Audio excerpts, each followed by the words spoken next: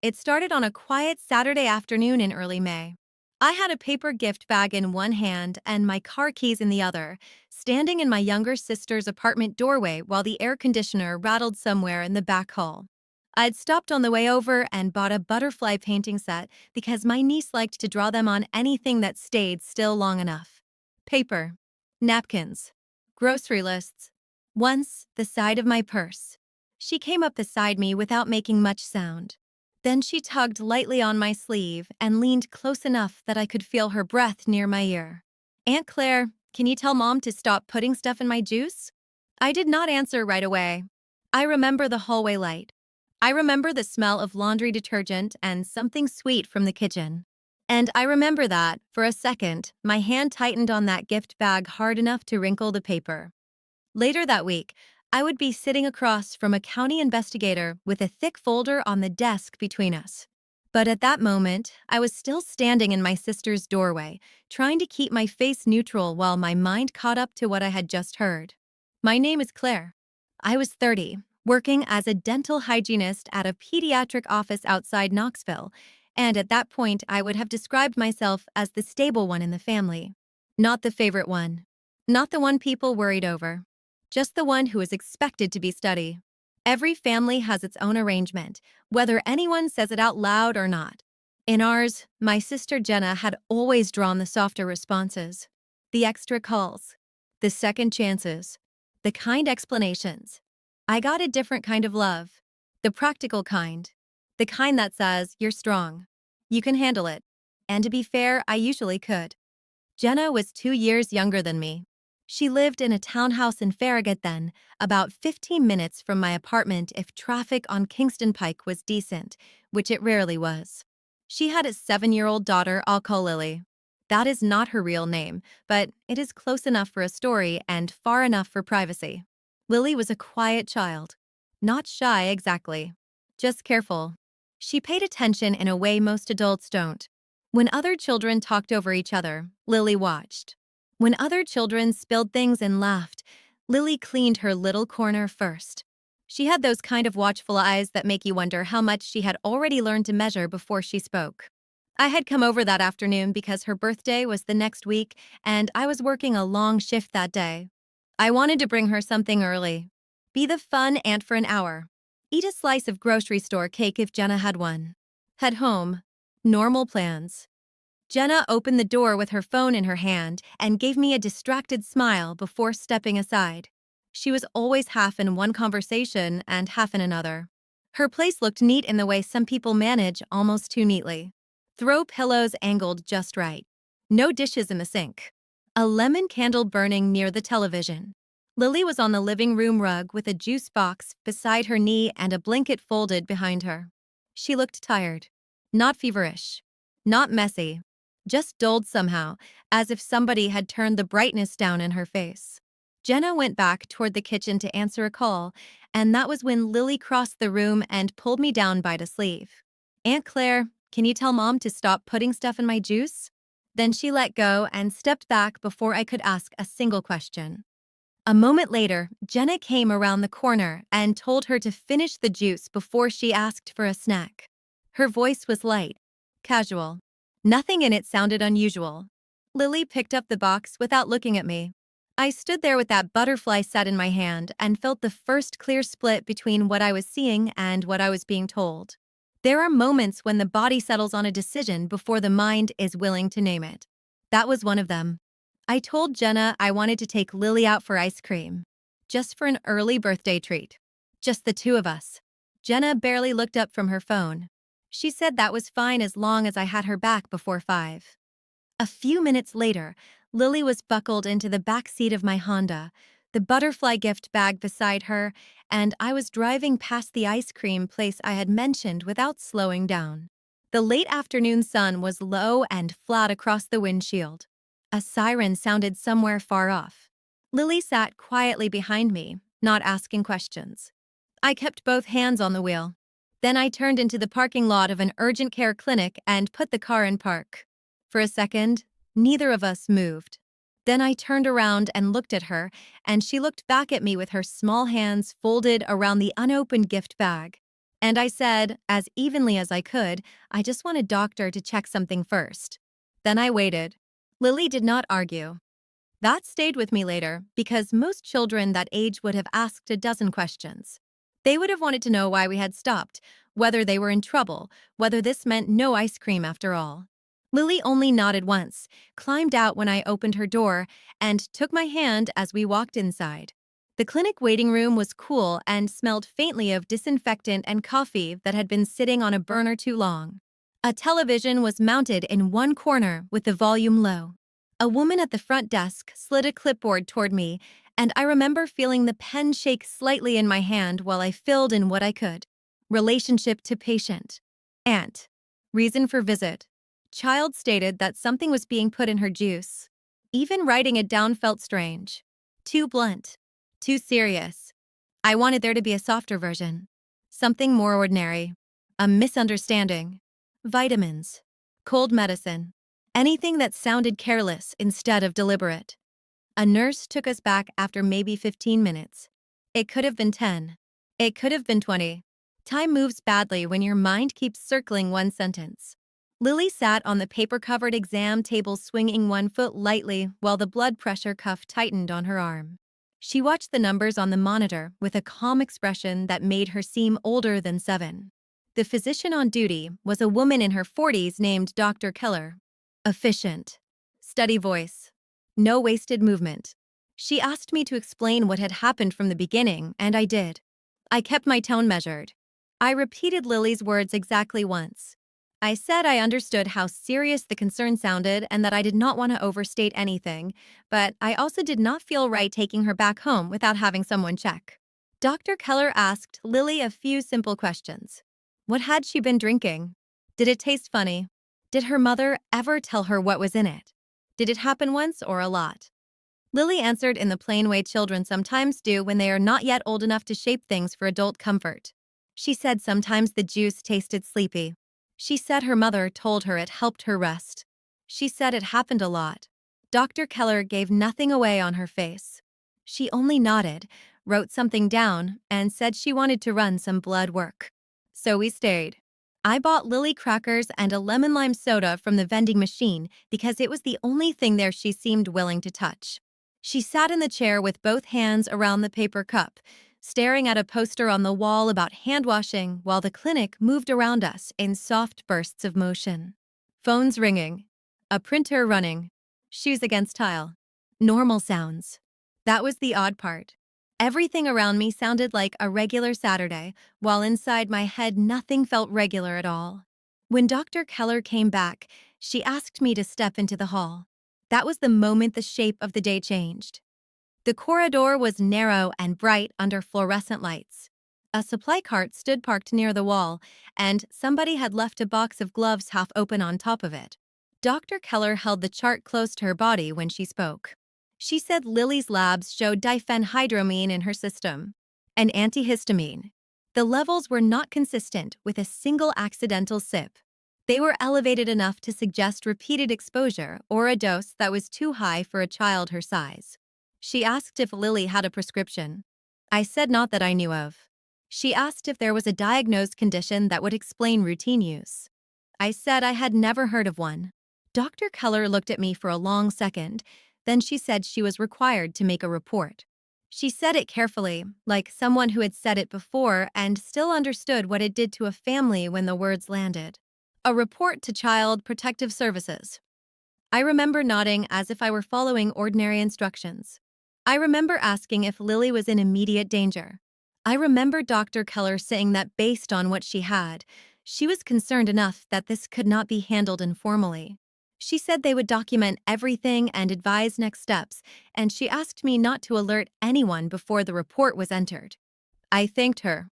That sounds cold when I say it now, but I really did. It was the only response available to me in that moment. I thanked her because if I let myself say anything else, I was not sure what would come out. When I went back into the room, Lily looked up at me and asked if we were still getting ice cream. I told her not today. She thought about that, then gave a small shrug and looked back at the paper cup in her hands. Children adjust to altered plans faster than adults do. What they do not adjust to as easily is the tone in the room, the atmosphere, the feeling that something is wrong, even when nobody is saying it aloud.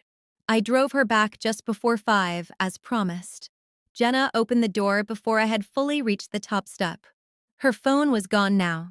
Her expression was alert in a way it had not been earlier. I told her, in the plainest version I could manage, that I had taken Lily to urgent care because of what she told me. I said the doctor had concerns about medication in her system and that a report would likely be made. Jenna's face changed immediately. Not to fear. Not to confusion.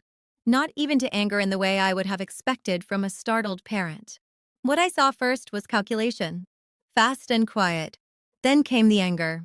You took my daughter to a clinic without calling me? That was her first question. Not, is she all right? Not, what did they find? Not, what did she say?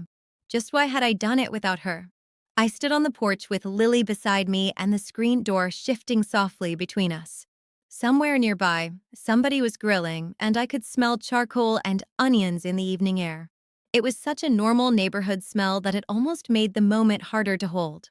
I told Jenna exactly what Lily had said to me. For a second, I thought she might deny it outright. Instead, she folded her arms and said Lily had been restless lately and she had given her children's allergy medicine a few times at night. She said I was overreacting. She said every mother makes judgment calls and not every decision needs to become an investigation. Her voice stayed low. Mine did too. That part matters to me now. Neither of us raised our voice. Lily was standing right there, and I was not going to turn her doorway into a scene. I told Jenna the doctor did not think this looked occasional. Jenna's mouth tightened. She said, "You've always liked making things bigger than they are." Then she guided Lily inside with one hand on her shoulder and stopped with the door half open. "If anyone calls," she said, "I'll handle it." Then she shut the door. I stood there for a moment listening to the click of the lock. On the drive home, the sky turned the soft gray blue it gets right before dark in Tennessee when the heat is still hanging close to the pavement. I pulled into my apartment complex, parked in my usual spot under a maple tree that dropped sticky seeds all over my windshield, and sat in the car longer than I meant to. I was living in a one-bedroom then on the west side of town. Rent had gone up again that spring. I had a cracked bathroom tile I kept meaning to mention to maintenance and a kitchen drawer that only opened if you lifted slightly first. It was not glamorous, but it was mine. Quiet. Predictable. I had always valued predictable. That night I called my parents. My father answered first. He was the kind of man who always sounded like he had just stepped in from the garage, even when he had not. I told him what happened in pieces. Lily's whisper. The clinic visit. The blood work. The report. He did not interrupt me. When I finished, there was a pause. Then he said he was going to hand the phone to my mother. My mother listened all the way through. Then she told me children get into things. She said Jenna had been under stress for years since the divorce. She said I did not know what it was like to raise a child mostly alone. She said doctors were cautious now about everything and that once those systems got involved, they could make a simple family issue much bigger than it needed to be. I asked her if she heard what I had just said. She said yes, she did, and that was exactly why I needed to stay calm and not accuse Jenna of anything before there were facts. Facts. I was standing in my kitchen under the yellow light over the stove, staring at a dish towel draped over the oven handle and thinking that facts were exactly what had driven me to that clinic in the first place. But my mother was already moving into familiar ground. Jenna means well. Jenna has always been sensitive. Jenna has a lot on her plate. Maybe Lily misunderstood. Maybe the medication was harmless. Maybe I had scared everyone by making a formal report too quickly. My father said nothing in the background. That silence told me more than either of them meant it to. When I hung up, the apartment felt unusually still. The refrigerator hummed. A motorcycle passed somewhere outside. I opened the cabinet above the stove, took out every spice jar, and lined them up on the counter for no practical reason at all except that I needed something orderly in front of me. Paprika, oregano, chili powder, cinnamon. Then I found 2 jars of cumin, which annoyed me more than it should have. I put the phone face down. Then I waited. The call from Child Protective Services came 2 days later, just after lunch. I was in the sterilization room at work, sealing instrument pouches while the autoclave clicked through its cycle. The room always smelled faintly of clean metal and mint polish. My phone buzzed in the pocket of my scrub jacket, and when I saw the county number, I stepped into the back hall before answering. The investigator introduced herself as Marissa Cole. Her voice was even tired in a professional way, like someone used to delivering careful sentences. She said she had completed an initial home visit at Jenna's townhouse that morning. She said Lily appeared physically safe at the time of the visit. The home was clean. No immediate hazards. No medication was accessible in plain view. Jenna had denied giving Lily anything outside normal over-the-counter care and had described me as a concerned aunt who sometimes became intense. Marissa did not say it with judgment, just as a fact that had been offered to her. I leaned against the wall and closed my eyes for a second. I asked whether the case would remain open. She said yes, for now. She said the report from urgent care was enough to justify continued review, but without additional evidence of immediate danger, they were limited in what they could do that day. She told me gently that these cases often moved slowly unless something concrete shifted the record. Concrete. It was a useful word. After we hung up, I stood there listening to the muffled sounds of the office on the other side of the door. A child laughing in an exam room. The front desk printer. Someone calling for more fluoride varnish. My own workday was continuing exactly as scheduled, and I realized with a very calm kind of clarity that if I wanted this situation understood properly, I could not rely on alarm alone. I would need structure. That evening I got home, changed out of my scrubs, tied my hair back, and sat at my kitchen table with my laptop, a notepad, and a mug of tea I never actually drink. Outside, rain tapped lightly against the window screen. Inside, the apartment smelled faintly of lemon dish soap and the lavender candle I had lit without thinking. I made 3 headings on the notepad. Step 1, timeline. Step 2, records. Step 3, money. I did not arrive at those by instinct. I arrived there because I had seen enough in dental insurance disputes, billing errors, and custody conversations among patients to know that emotion rarely carries the day once systems are involved. What matters is sequence, documentation, pattern. So I started with the timeline. The date I visited Jenna's townhouse. The exact words Lily used. The urgent care visit. The blood work result. The report to CPS. Then I worked backward. When had Jenna first started mentioning Lily being tired all the time? When had family conversations shifted toward doctor visits and figuring things out? When had my mother started talking about how much Jenna was going through? I went through old text messages and calendar entries, not dramatically, just carefully. Screenshots into a folder. Notes into a document. By 10 o'clock, I had the first few pages laid out in order. Then something occurred to me that should have occurred earlier. If Lily truly had a medical issue that required regular antihistamines or specialist care, her pediatrician would know that. The next morning, I called the pediatric office listed on Jenna's school forms. I did not ask for confidential records. I was careful about that. I identified myself as Lily's aunt and said there had been an urgent care incident and an active CPS report involving possible medication exposure. I asked whether there was any documented allergy diagnosis or standing instruction that might explain routine diphenhydramine use. The nurse who answered transferred me to the physician. Dr. Morales spoke in the measured way doctors do when they are deciding exactly how much they can say. At first, she repeated the obvious, that she could not discuss details of a child's chart with a non-guardian. Then I mentioned the urgent care finding, the open investigation, and the fact that the medication in question had shown up in Lily's blood. There was a brief pause. Then Dr. Morales said this much, and only this much. There was no known chronic allergy condition in Lily's chart that would explain repeated antihistamine dosing. And there had been no recent referral from that office for immune workup or specialist treatment of the kind Jenna had been describing socially. That was enough. I thanked her and wrote the date, time, and content of the call down word for word as soon as we hung up. No chronic allergy condition. No recent referral. No specialist pathway from the pediatric office. I put the phone face down. Then I sat still for a minute and let that settle. Up to that point, a small part of my mind had still been reaching for ordinary explanations.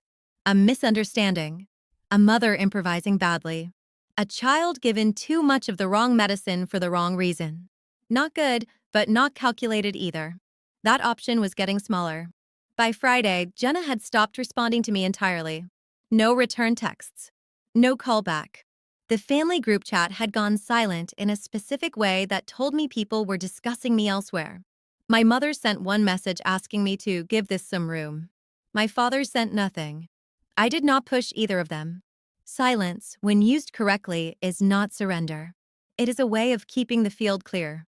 That same afternoon, my coworker Melissa found me in the break room between patients.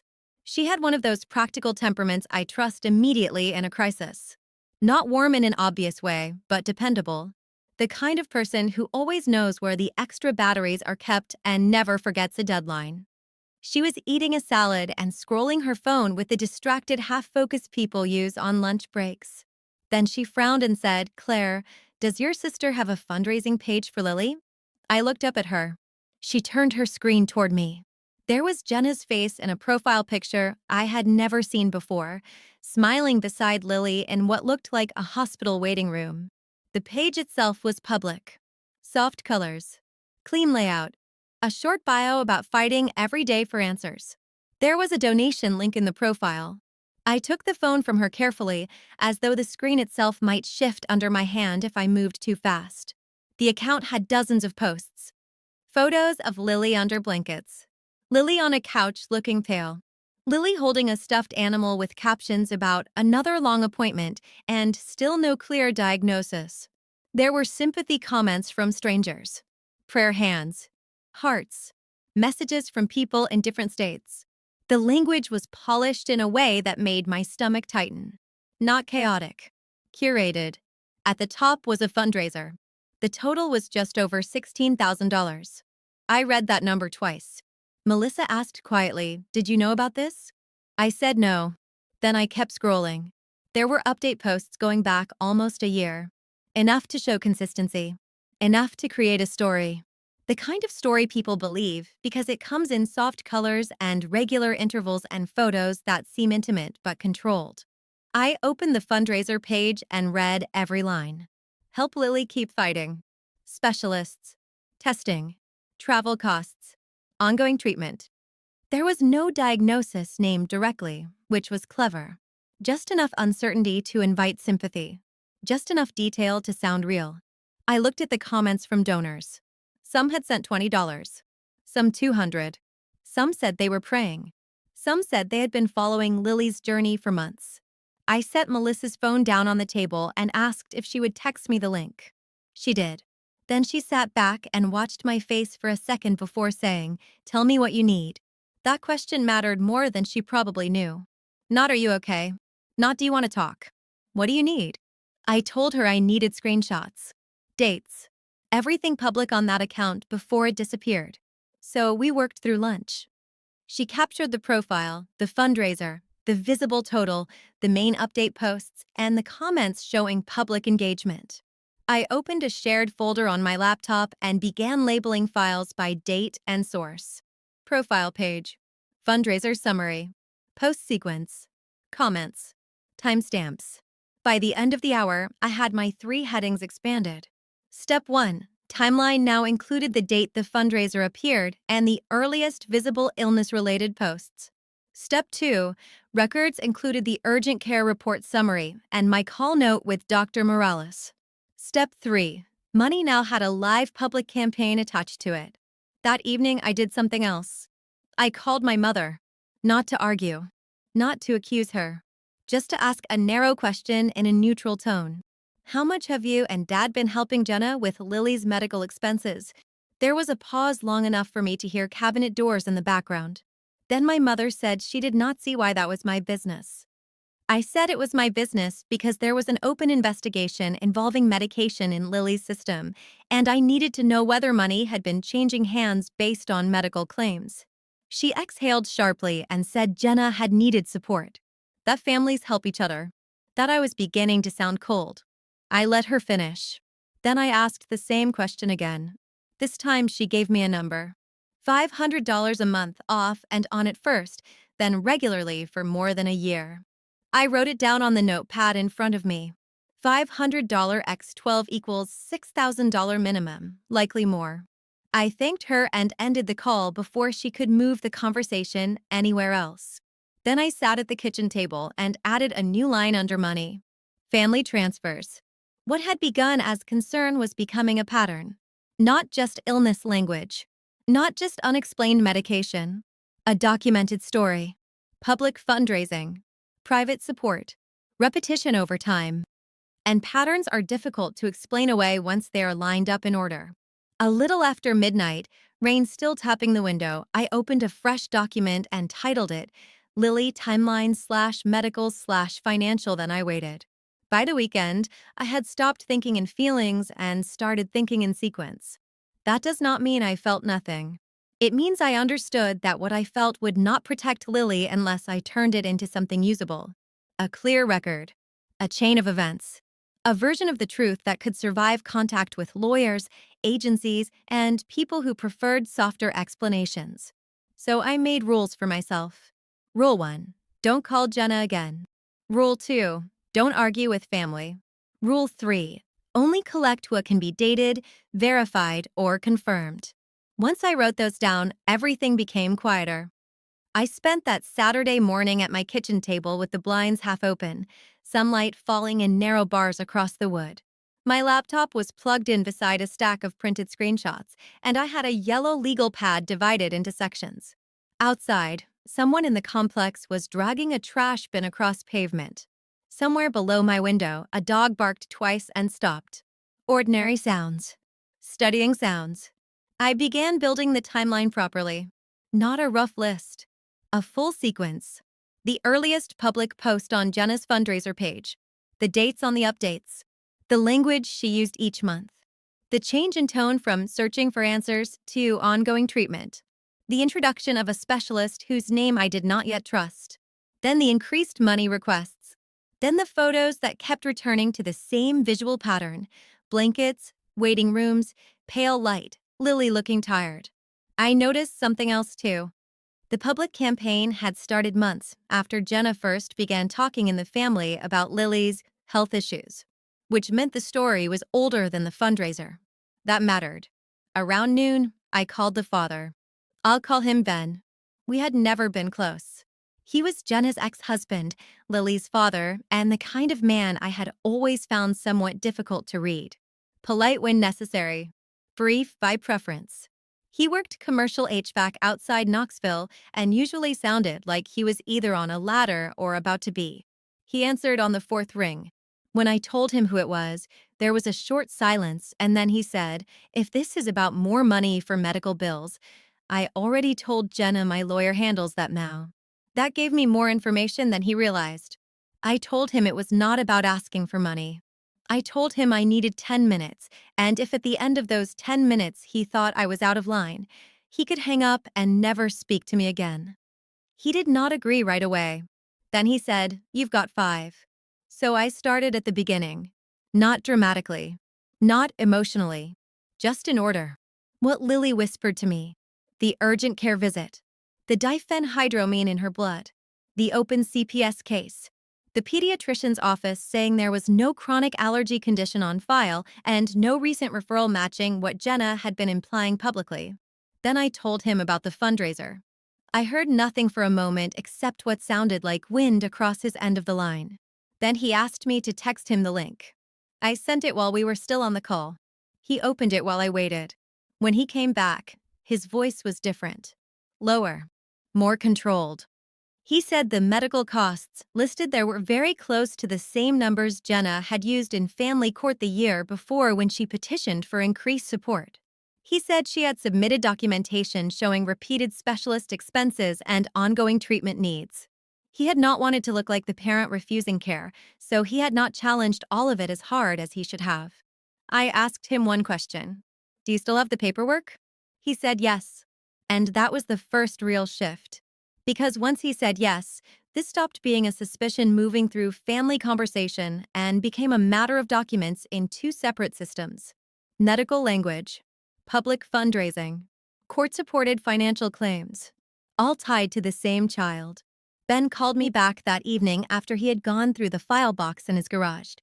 He found the support modification, the attached expense summary, a provider name in Nashville that matched the one implied in Jenna's online posts, the claimed monthly out-of-pocket figure, the date it was approved, the increase in what he had been paying.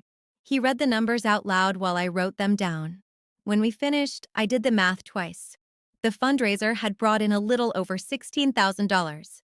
The support increase, if it had been paid at the modified amount for over a year, added thousands more. Then there was what my parents had been quietly sending. The total changed the weight of the whole thing. Not because money is worse than harming a child. It is not. But because money reveals planning. Planning reveals continuity. And continuity is hard to dismiss as panic, stress, or bad judgment. I asked Ben to send me copies of everything he had. He did, within the hour. PDF scans, court filings, payment records, the support order, the expense sheet, all of it. I saved every file into separate folders, renamed them with dates, and created a summary page showing where each item fit. Then I added a fourth heading to my working document. Step 4. Cross-reference systems. By then it was after 10. My tea had gone cold again. The apartment had that end-of-day stillness where every appliance seems louder than it is. I stood up, stretched my back, and walked once through the rooms just to clear my head. In the bathroom, the overhead light was too bright. In the bedroom, a folded load of laundry was still sitting on the chair where I had left it the night before. In the kitchen, the stack of evidence on the table looked strangely calm. Just paper. Just ink. You would never know by looking at it what it represented. The next morning, I checked Jenna's public pages again. Two new things had happened. First, she had posted another fundraising update with a recent photo of Lily under a blanket, talking about a hard week and waiting on more answers. Second, the comments had increased. More sympathy. More encouragement. More people being drawn into a story they had no reason to doubt.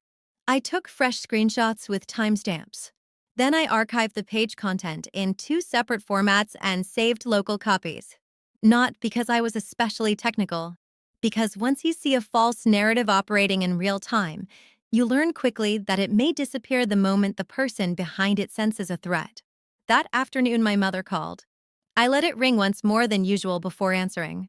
She did not ask how I was. She went straight into concern about Jenna feeling under attack. She said the stress of everything had been hard on her. She said I needed to think about what kind of permanent damage family conflict could do. I listened until she paused. Then I said, very quietly, Mom, has Jenna ever shown you paperwork for Lily's diagnosis from a real doctor you met or verified? Silence. I asked again, slower. She admitted Jenna had shown her printouts, some bills, and messages. Nothing my mother had independently confirmed. She had believed her because she was her daughter and because Lily looked tired in the photos. I wrote that down too after we hung up. Not as evidence against my mother, just as a note about how the story was being sustained. By Monday morning, my file had grown large enough that I stopped calling it notes and started calling it a packet. That was a private mental change, but it mattered. Notes are loose. A packet is meant to be handed over. I took a long lunch and drove to a copy shop near the interstate. The place smelled like toner and cardboard. A radio was playing softly behind the counter. I printed the urgent care summary, the screenshots, the fundraiser pages, the support documents from Ben, my dated call notes, and a cover sheet listing each section in order. When the print job finished, I stood at the counter and sorted everything into tabs. Child statement, medical finding, pediatric confirmation, public fundraising, record court, financial records, family transfer pattern timeline summary. Then I bought a plain folder and wrote Lily's name on the front in black ink. No underline, no dramatic note, just her name. The controlled setting I needed was already becoming visible. This was no longer going to be a family conversation in a kitchen or a tense exchange at a front door. This was going to move through the right channels, in the right order, with the right people holding the paper. Late that afternoon, as I was leaving work, Ben sent one more document. It was older than the rest. A filing from the original custody dispute. I opened it in my car before starting the engine. The light outside was flat and gray, and rain had started again, beating across the windshield. In that filing, Jenna had described Lily's emerging health complications as part of the reason she needed primary residential custody. I read that paragraph twice, then once more, because that was the moment the timeline stretched backward farther than I had first understood. Not months. Longer. The illness story had not started as a fundraiser. It had started as leverage. I put the phone face down. Then I waited. Once I had that older court filing, I stopped trying to interpret Jenna's motives and focused on the record instead. That was the cleanest way through. By then I had enough to see the structure. First came the health narrative in custody court. Then the support increase tied to medical expenses. Then the public fundraiser. Different settings. Same story. Same child. Same benefit flowing back to Jenna each time. On Tuesday morning, I called the county investigator again. Marissa answered on the second ring. I told her I had additional material that connected the urgent care result to a longer pattern involving court records and public fundraising. I did not try to explain everything over the phone. I only said I had organized documentation and needed to place it directly into the file. She was quiet for a moment. Then she asked if I could come in that afternoon. I said yes.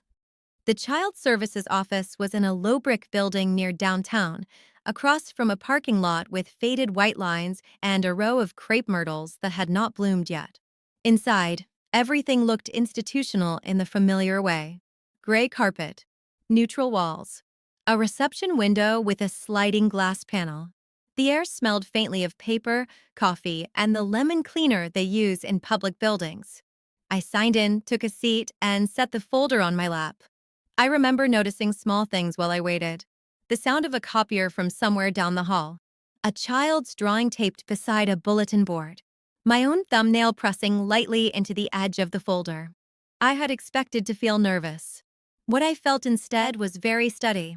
Marissa came out after about 10 minutes and led me to a small conference room. There was a rectangular table, 3 chairs, a wall clock, and a box of tissues placed in the middle with the kind of hopeful practicality offices seem to favor. She sat across from me, opened a legal pad, and said, "Start wherever you think it makes the most sense." So I started with the timeline. Not my feelings. Not my sister. The timeline. I walked her through Lily's exact statement to me. The urgent care visit. The lab result. My call with the pediatric office and the absence of a documented chronic allergy condition or specialist referral through them. Then I moved to the public fundraiser, the archived posts, the donation total, and the dates. Then the support modification records from Ben. Then the earlier custody filing with the same illness narrative already in place. As I spoke, I slid each section of the packet across the table in order.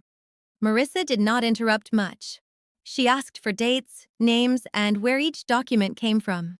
She wrote quickly, then stopped and read quietly for stretches at a time. Once she reached the support records, she leaned back in her chair and looked at the cover sheet again from the top. Then she went back to the custody filing. That was the point where the room changed. Not dramatically, just enough. Up until then, I could still feel the possibility that this might be treated as one more family conflict with confusing edges. But paperwork has a way of flattening confusion when the pattern is repeated cleanly enough. Marissa asked whether Ben would cooperate directly if contacted. I said yes. She asked whether the fundraiser was still active. I said as of that morning, yes. She asked whether my parents would confirm the financial support if needed. I told her I could not answer for them, but the transfer pattern existed and could likely be traced. Then she gathered the packet into a single stack, aligned it with one hand, and said, "I'm escalating this." She did not raise her voice. She did not try to reassure me. She just used the correct word in a neutral tone. Escalating. Then she stood, took the folder with her, and stepped out of the room. I stayed where I was. From the hallway I could hear pieces of office life continuing around me. A phone ringing. a chair rolling across tile, a door opening and closing. After a few minutes, another person entered the conference room, introduced herself as a supervisor, and asked me to repeat the short version once more for the record. So I did. By the second telling, the facts had settled into their simplest form. A child disclosed something being added to her juice. Medical testing found an antihistamine in her system at concerning levels. There was no documented medical basis I could verify for repeated dosing. A long-running public illness narrative had generated donations. A similar illness narrative had been used in court and in support calculations. The timeline suggested continuity, not accident. The supervisor asked only a few questions. One was whether Lily had said anything else to me beyond the original statement. Another was whether I had confronted Jenna directly after the urgent care visit. I answered plainly. Yes, I had informed her. No, I had not argued with her. No, I had not gone back to the house since. She nodded once and made a note. Then they thanked me and told me not to contact Jenna further. I said I understood. That evening, then called. I was at home at the kitchen counter rinsing rice in a metal strainer, water running over my hands, when the phone buzzed. I dried one hand on a dish towel and answered. He had already been contacted. Not by Jenna, by an attorney associated with the case review and, separately, by someone asking for copies of the records he had sent me. He sounded angry, but it was the kind of anger that had already passed through a quieter stage first, more settled than explosive. He asked what happened in that meeting. I gave him the outline and nothing more. He did not need emotion from me. He needed sequence too. When I told him the older custody filing had been particularly important, he was silent for a moment and then said, almost to himself, "That's where it started." I said yes. I believe so. He exhaled slowly and told me he had spoken to his own attorney, who was preparing to seek emergency review if the county substantiated medical abuse concerns. Again, a system's word. Substantiated. Everything was moving the way it should move once enough people were finally looking at the same papers. The confrontation itself did not happen in my presence. That matters, because people often imagine these situations ending in some loud scene where the truth is announced and the guilty person collapses under it. Real life is quieter and usually much more procedural than that. 2 days later, while I was at work, I got a call from Marissa asking if I could step into a private area. I went into an empty consult room and closed the door behind me. She told me the case had been formally escalated and coordinated with law enforcement and a pediatric specialist. Additional medical review had been ordered. Based on the records and the developing findings, the county was moving to remove Lily from Jenna's immediate care pending emergency placement. Her tone stayed even all the way through. Then she asked the question I had not let myself expect yet. Was I willing to be considered as a temporary family placement if approved? For a second, I said nothing. Not because I was unsure, because the practical details appeared in my mind all at once. My one-bedroom apartment, my work hours, the fact that my lease was already nearing renewal and I had been debating whether I could afford a move, the spare space I did not have, the routines I would have to build quickly. Then I answered the only honest way. Yes. Marissa said they would need a rapid background check, a home review, and confirmation that Ben supported the placement as an interim step while the custody side moved forward. I said yes again. After we hung up, I stayed in that room for another minute with my hand still around the phone. On the other side of the door, I could hear a child in one of the treatment rooms choosing a sticker after an appointment. The normalcy of that sound nearly undid me more than anything else had. But I opened the door, washed my hands, and went back to work. That night, I cleaned my apartment in a very specific order. Kitchen first, then bathroom, then bedroom, then the small dining nook where I had been keeping stacks of documents and unopened mail. I did not do it because I thought cleaning would solve anything. I did it because order is useful when a life is about to change shape quickly. I folded blankets, cleared a shelf, moved a basket of winter scarves out of the hall closet, checked the smoke detector batteries, made a short list of things a child might need immediately if she arrived with very little.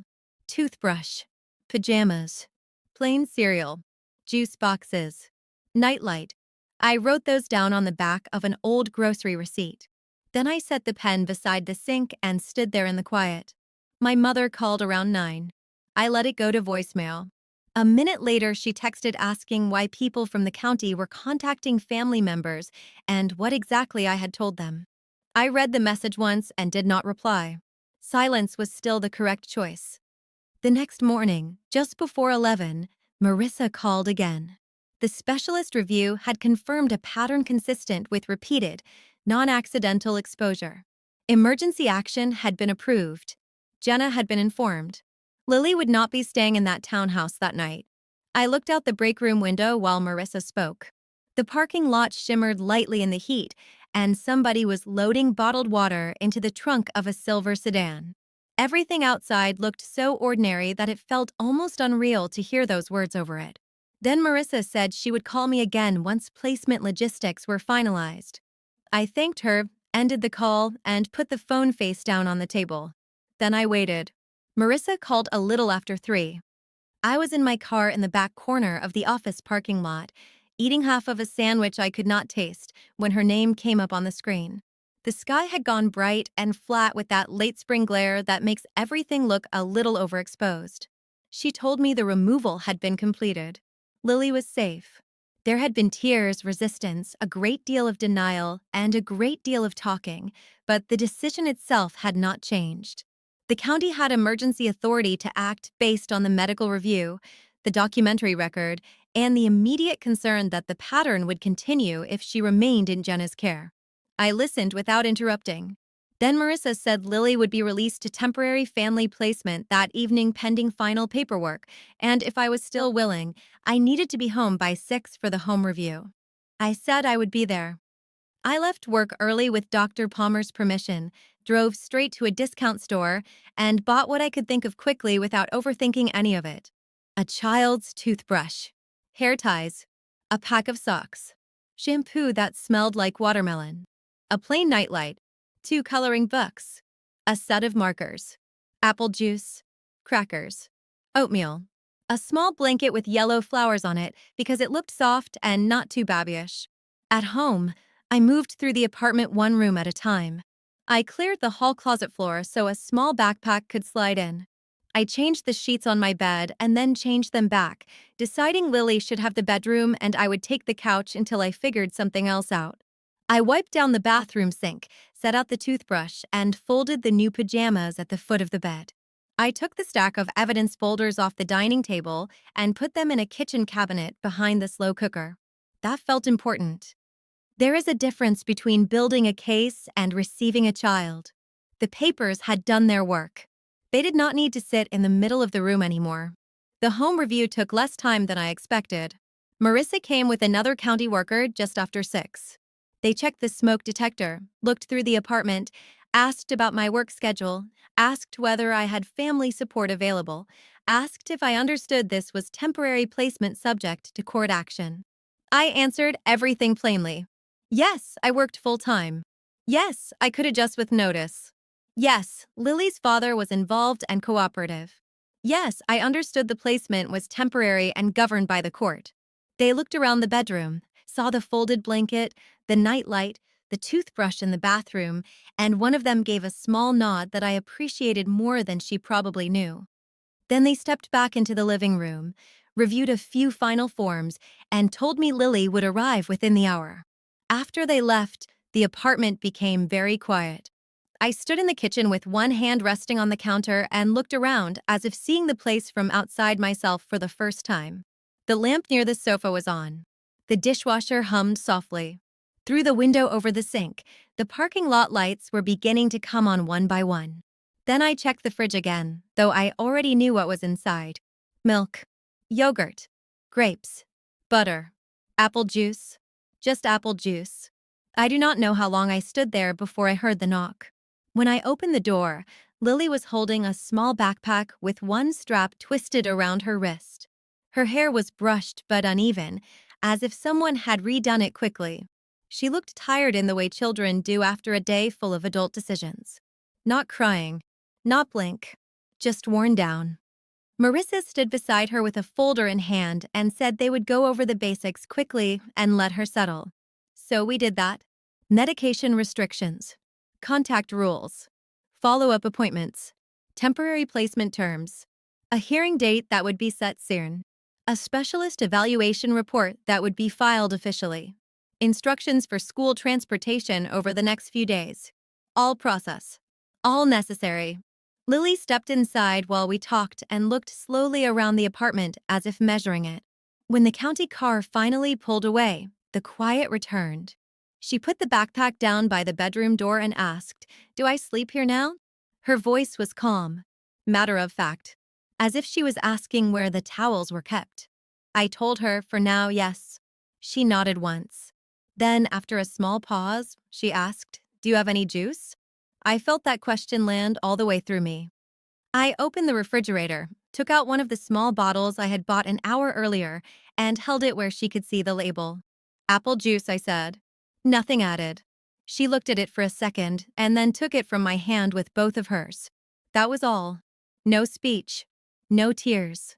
No dramatic moment. Just a child hearing the one detail that mattered to her most and accepting it. That night, she ate plain pasta with a little butter and some grapes. She sat at the small dining table, feet not quite touching the floor, and colored quietly while I folded laundry in the chair by the window because I wanted to be nearby without hovering. Around 8:30, I showed her where the bathroom light switch was, where the extra blanket was kept, and which drawer she could use for her things. She asked if I would leave the hallway light on. I said yes.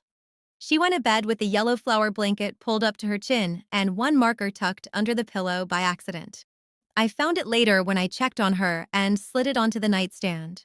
Then I went back to the living room, sat on the couch, and let the apartment settle around me. The next several days were full of procedures. The pediatric specialist's written review was added to the county file.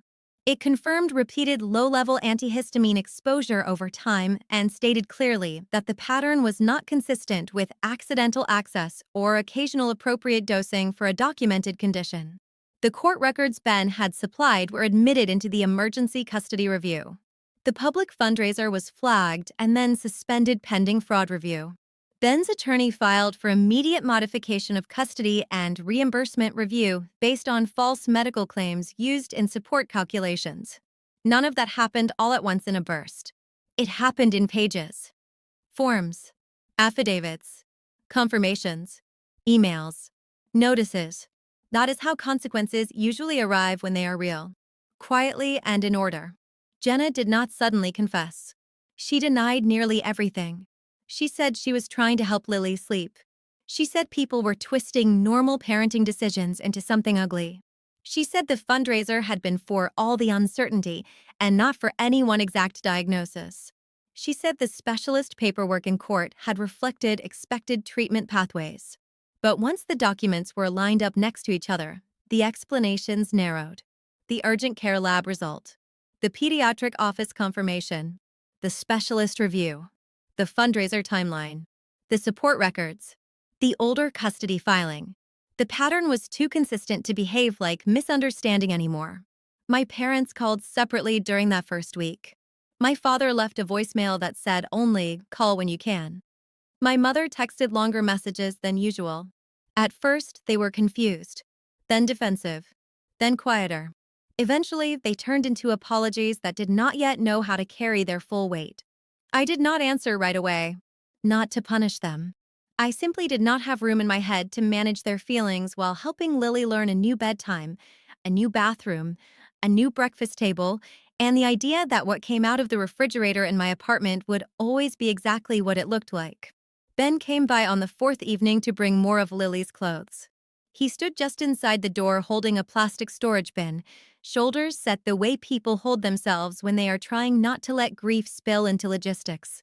Lily ran to him, hugged him once, and then stepped back as if uncertain whether she was allowed to do more than that.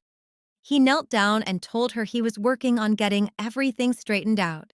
His voice was gentle and careful, the kind people use when they are trying to promise stability without promising things they do not yet control.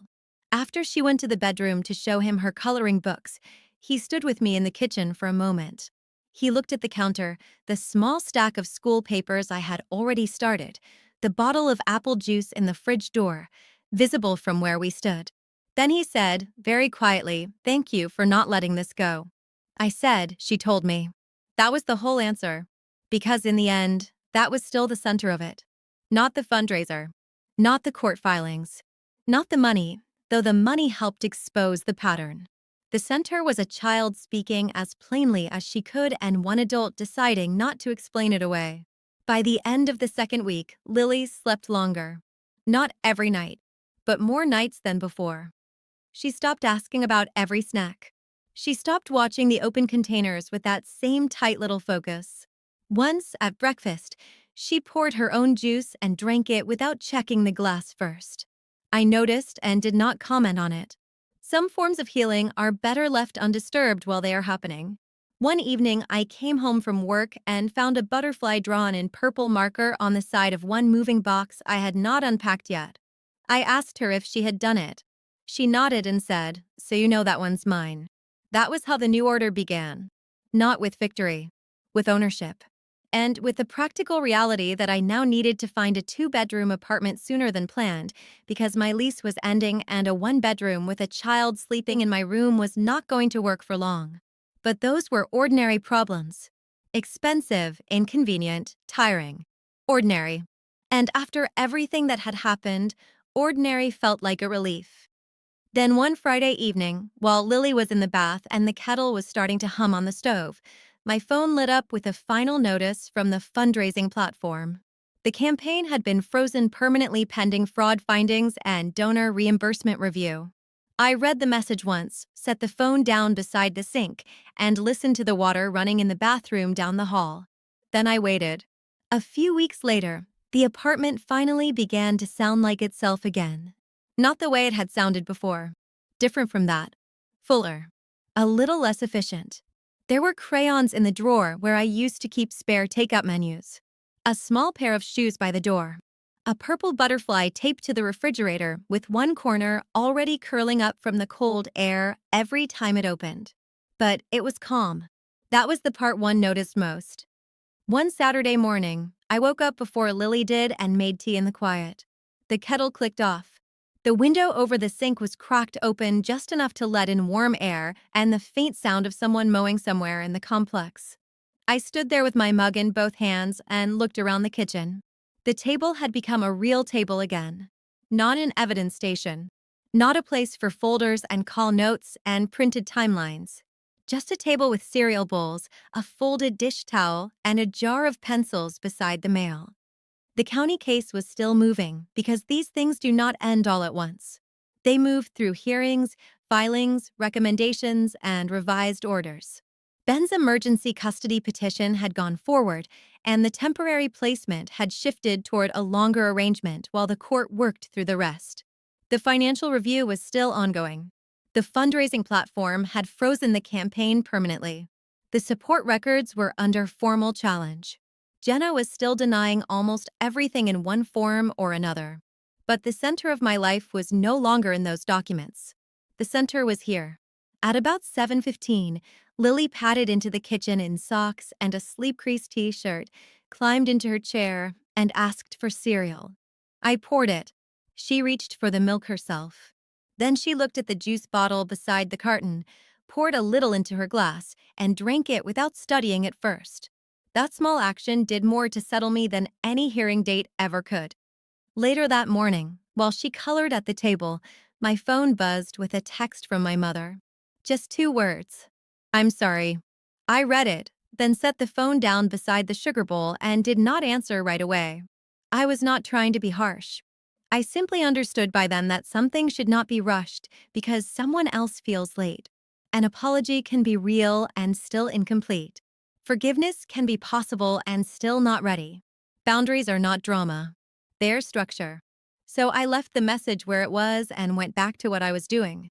I wiped the counter, folded 2 dish towels, moved the clean mugs back into the cabinet. Then I helped Lily tape another butterfly drawn to the side of a moving box labeled books in black marker. That was my life then. Half-packed boxes because I was trying to find a 2-bedroom I could actually afford. Work all week. calls with the county, coordination with Ben, new routines, new receipts, new checklists. None of it looked like triumph, and that is probably why it felt honest. Peace is usually plain. It looks like breakfast happening on time. It looks like a child sleeping through the night more often than not. It looks like juice that is only juice. I heard a few things through the usual channels after that. People in town had stopped sharing Jenna's old posts. The sympathy had gone quiet. The version of her life she had built online had fallen apart once the systems underneath it started comparing notes. My parents were helping her with a temporary apartment, which did not surprise me. Ben was steady, practical, and more present now that the fog had lifted. Lily had started talking a little more at school. Not a dramatic transformation, just a little more. Enough. Every now and then, usually late in the evening when the dishes were done and the apartment had gone still, I would think back to that first Saturday in Jenna's hallway. The gift bag in my hand. The laundry smell. The low rattle of the air conditioner. Lily tugging my sleeve and saying the one sentence that changed everything. I do not think about whether I did the brave thing. I think about whether I did the necessary thing. That feels more accurate. Because when a child tells you something in that quiet, careful way, your job is not to perform outrage. Your job is to listen, keep your voice level, and follow the truth where it leads, even when it leads somewhere you did not want it to go. A month after Lily came to stay with me, I found myself noticing other things more clearly too. A child at the office who flinched before every routine step, not from pain but from habit. A woman in the grocery store explaining too quickly why her grandson looked tired. A neighbor in my new building who always said everything was fine a little faster than the question required. Maybe that is what happens after one case like this. You do not become suspicious of everyone. You just stop ignoring the quiet details. Sometimes people need dramatic rescues. More often, they need one calm person willing to keep the paper straight and the room steady. That morning, Lily finished her cereal, wiped a small milk ring with the side of her hand, and asked if we could go look at apartments later because she wanted a room where she could put butterflies on the wall. I told her yes, we could do that. Then I rinsed the bowls, turned off the kettle warmer, and opened the cabinet to put the tea tin back where it belonged. Things were not perfect. They were in order. And for the first time in a long while, that felt like enough. If you stayed with me through this one, thank you. I know it was a heavy story, and I'm glad you spent this time here with me. If you'd like, go ahead and like the video and subscribe. And in the comments, tell me what city you're watching from and what time it is there right now. I always like seeing where people are listening from. There will be two popular stories on your screen next, and they're both worth your time.